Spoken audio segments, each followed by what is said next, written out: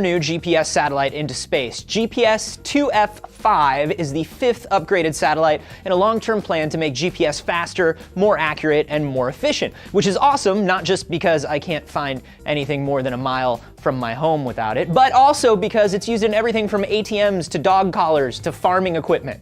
The first generation of the Global Positioning System was created by the Air Force in 1973 for doing complex things like finding lost soldiers and instantly figuring out the math required to launch a missile from a mobile platform. GPS, as you and I know it, started in 1989 with the launch of the first GPS-2 satellite. The new network was opened completely to the public in the year 2000. The GPS network is made up of 24 operational satellites and some extras for backup.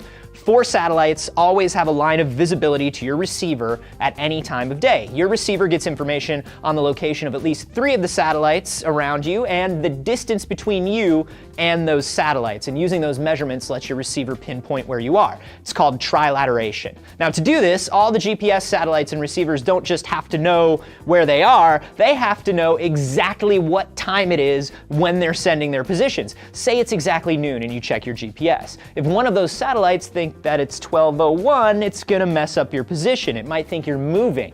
That's why every satellite's got an atomic clock in it that is accurate to a billionth of a second, and every receiver uses a quartz clock that constantly resets itself to match its time to the last one it got from the satellites. And that's also why GPS isn't just used in positioning anymore. It's also used in timekeeping situations where everything needs to be synchronized perfectly. Stock market trades use the atomic clocks in the GPS network because just a fraction of a second could change the ownership of billions of dollars. It's also used in ATMs. With more and more of our lives becoming dependent on GPS, it's not surprising that a massive upgrade is underway. Type 2F satellites like the one being launched in a few days are considered interim upgrades that have a 12-year lifespan, improved clocks, and a new type of signal for everyday use. And by 2020, we'll be using Type 3 satellites. They're gonna have newer clocks that are accurate to a fraction of a billionth of a second. Super important for military and financial uses. They will also have increased signal strength and accuracy.